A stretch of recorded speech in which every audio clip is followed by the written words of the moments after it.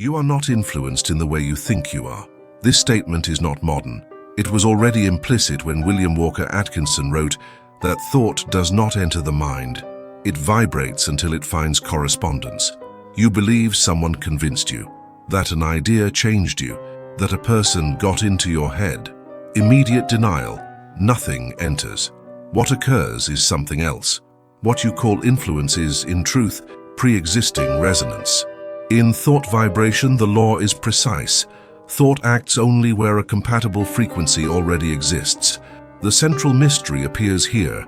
The self does not decide which ideas arrive. It only recognizes those already authorized. That authorization was not conscious nor recent. It formed before adult language, before verbal identity, before I think. Influence never feels like invasion. It feels like familiarity. This makes sense. I've always felt this way. Someone finally said it. That sensation is not truth. It is structural fit. Atkinson described the mind as a selective field, not a container. A field does not absorb everything. It filters by what matches its current form. First loop opens. Identity threat. If your choices emerge from invisible filters, who is the author? If you feel free while being guided, what exactly is freedom? The ordinary mind imagines influence as external pressure, but pressure creates resistance. Real influence is silent. It operates through internal permission. A thought appears, you do not reject it, you do not test it, you do not confront it, you let it remain. And as Atkinson implied in his mental principles, what remains in the mental field tends to organize itself. First a visitor, then a habit, then a structure, and finally, it receives a name. My opinion. First, implicit law in his works.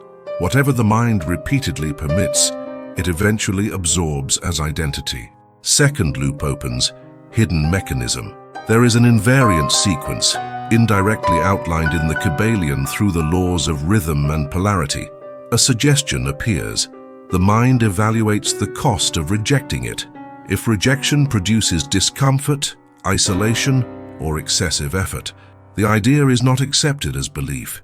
It is accepted as default. Influence is not ideological. It is economical. The mind seeks equilibrium. It avoids friction. It avoids tension. So it chooses the thought that requires the least immediate energy. Later, it calls that choice my values. Third loop opens, unknown consequence. If cost determines thought, then the most powerful influencer is not a person.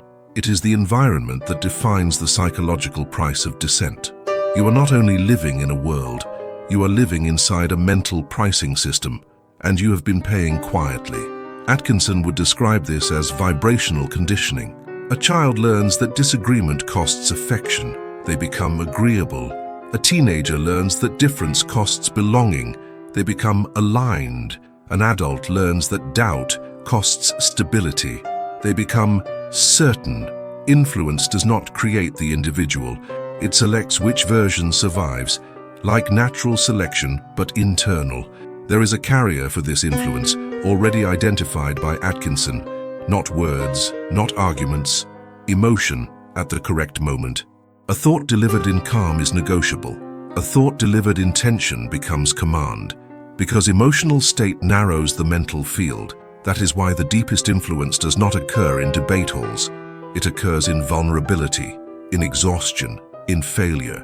At that point, the mind is not seeking truth.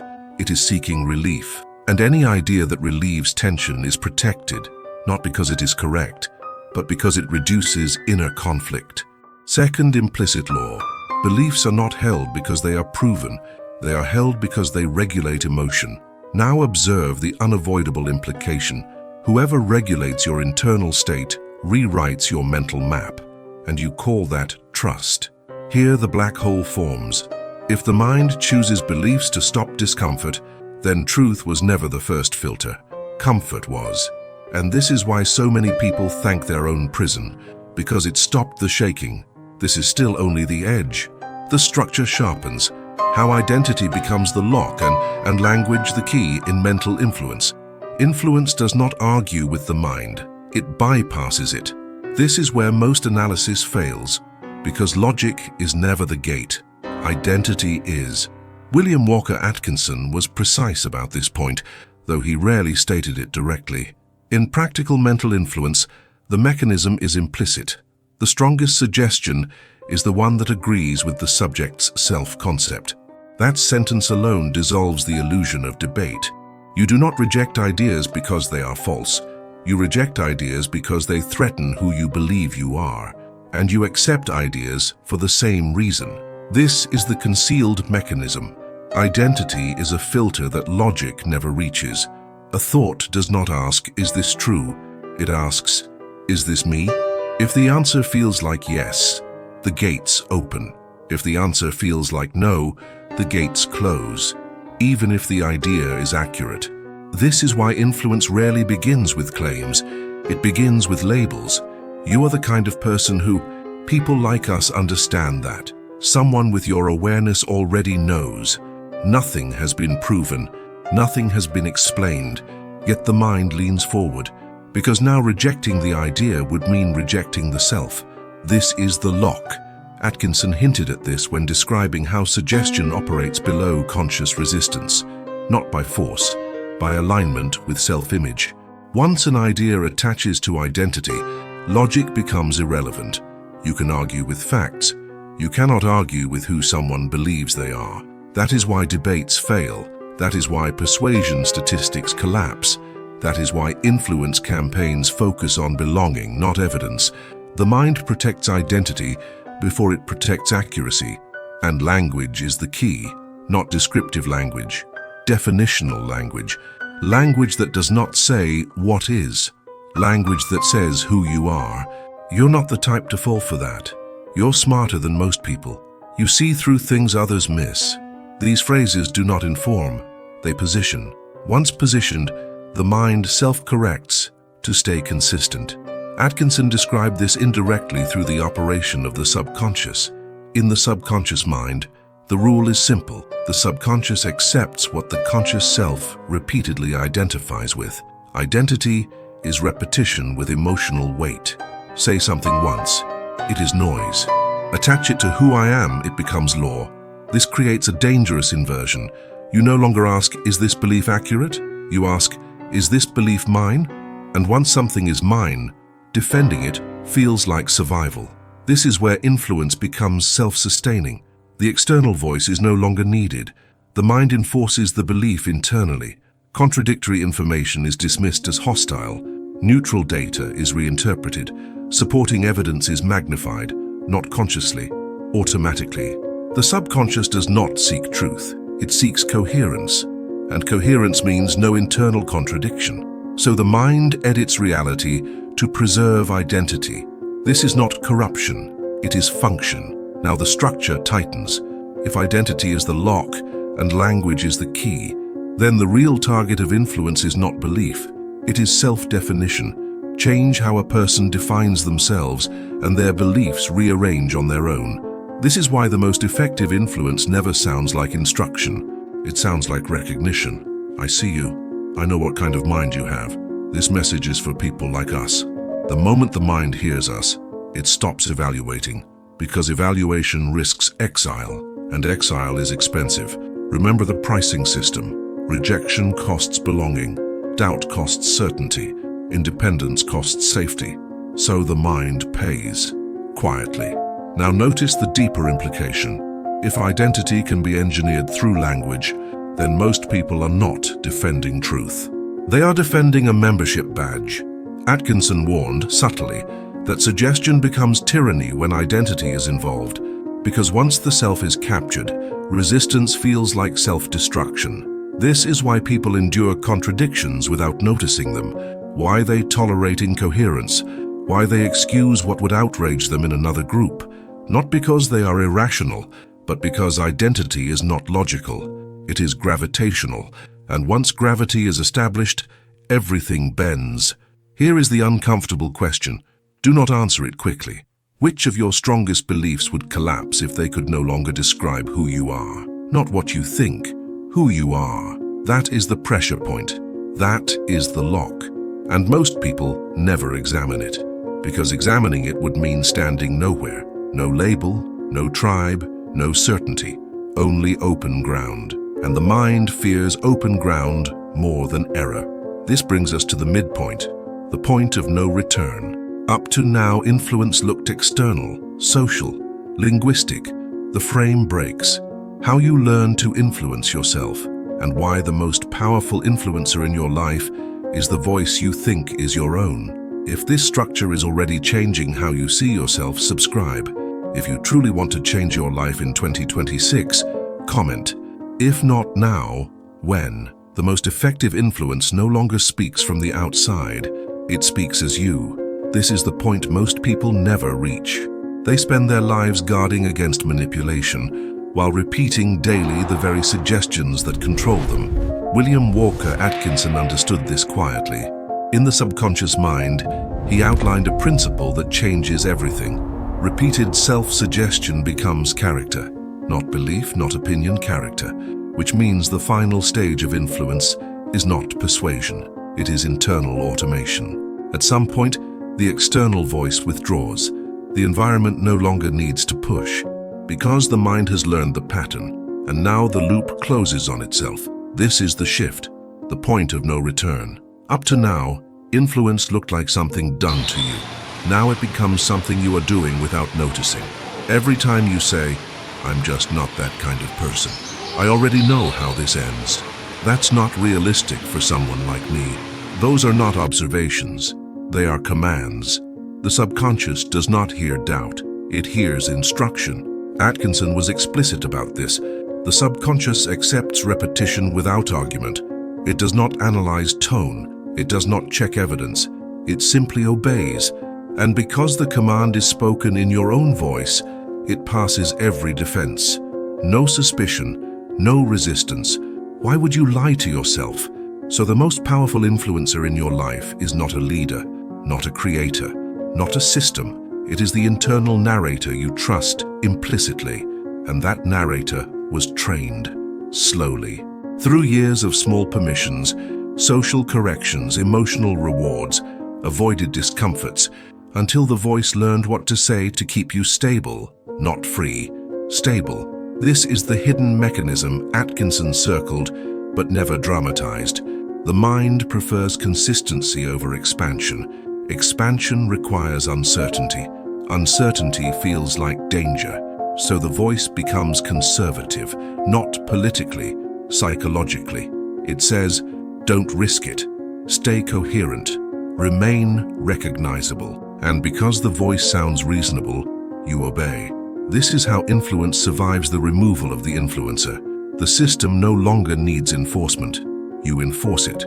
Now, observe the structural consequence.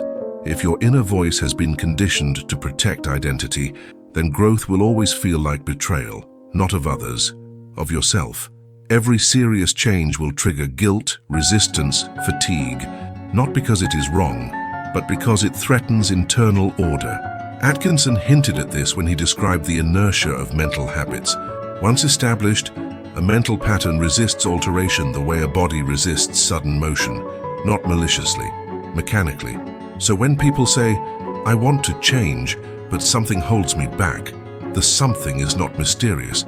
It is the accumulated weight of self-suggestion, years of, "This is just how I am, this is realistic, this is enough."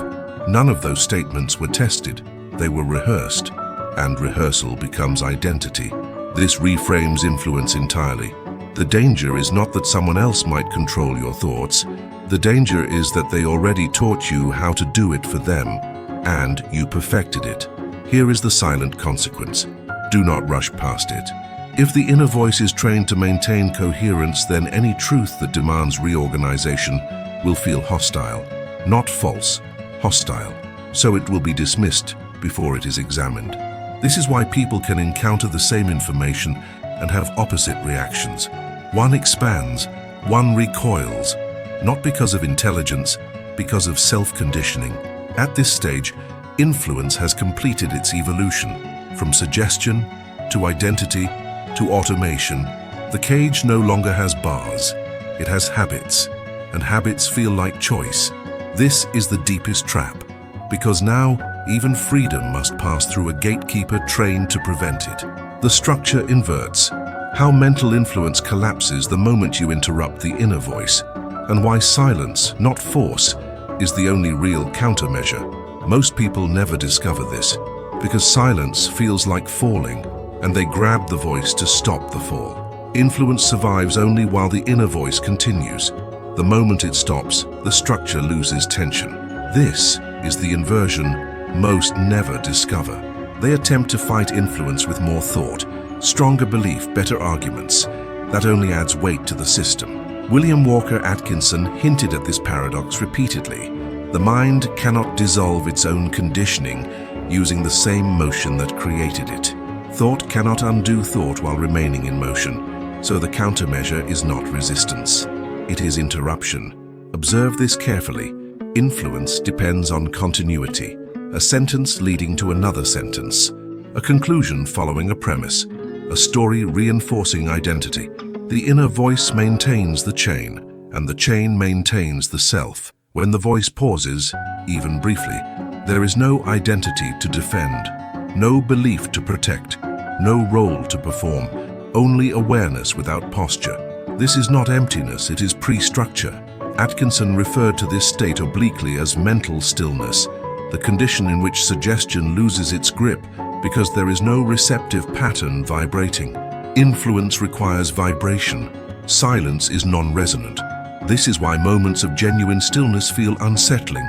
The mind panics because without narration there is no self-reference, and without self-reference there is no control. So the voice rushes back, with explanations, with judgments, with plans, anything to restore continuity. This is the last defense of influence, because if silence stabilizes, conditioning dissolves on its own, not dramatically, not emotionally, mechanically. Habits weaken when not rehearsed. Identity softens when not narrated. Beliefs loosen when not repeated. The system starves. Now understand the deeper layer. You are not silencing thoughts. You are withdrawing identification from them. The thoughts can appear, but they no longer command.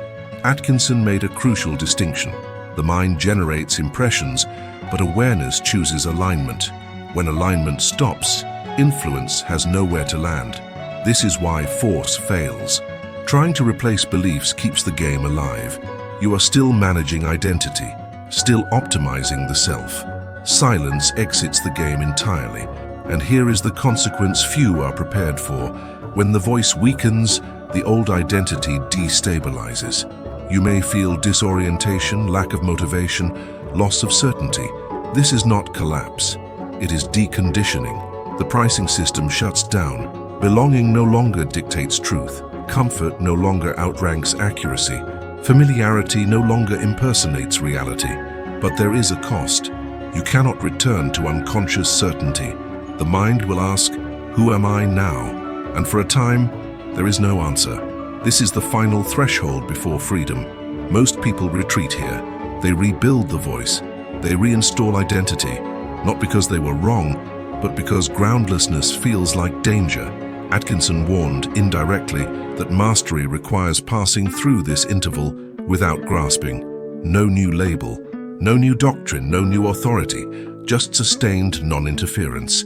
Influence cannot survive that, because influence requires participation, and silence is non-participation. Now the black hole is fully visible. The structure resolves. What remains when influence collapses? And why the absence of identity is not loss but leverage. When influence collapses, nothing dramatic appears. No revelation, no personality upgrade, no final belief. What remains is quieter, capacity. This is the misunderstanding that traps most seekers. They expect freedom to add something, a stronger identity, a clearer purpose, a superior position. But influence did not sit on top of you. It filled you. So when it withdraws, there is subtraction. And subtraction feels like loss until you recognize what was lost was never structural. William Walker Atkinson circled this truth without ornament. Power is not accumulated, it is uncovered. When the inner voice no longer rushes to define, something else becomes possible. Not certainty, responsiveness. You begin to notice that action can arise without narration, choice can occur without justification, attention can move without identity claiming it. This is the state influence cannot touch, because influence requires a someone to persuade. When identity loosens, there is no hook, no offense taken, no agreement rushed, no resistance needed. Information arrives, it is evaluated. It passes or it doesn't. No self-image is endangered. This is leverage, because now you can enter environments without being shaped by them. You can listen without absorbing. You can act without defending. You can change without betrayal. Atkinson would describe this as mastery of the mental field. Thoughts arise, but none are crowned ruler by default. And here the final mystery resolves. You feared that without identity, you would become nothing. The opposite is true. Without identity, you become adaptive. Identity is heavy. It resists motion. It demands consistency. Awareness without identity moves cleanly. This is why the most influenced minds are the most certain ones, and the least influenced minds appear strangely calm, not because they know more, but because they are not guarding a position. This is the final law. Influence survives only where identity insists. Where identity dissolves, influence starves. You do not escape influence by learning better arguments. You escape it by no longer outsourcing stability to thought. Silence is not passivity. It is strategic emptiness, and emptiness cannot be occupied. So if you ask, what should I believe now? That question itself belongs to the old structure. The correct question is simpler. What no longer needs to be believed for action to occur? Answer that without words. Then move, not from identity, not from fear, not from alignment, from clarity without a narrator. This is not a teaching, it is a condition, and once seen it does not unsee.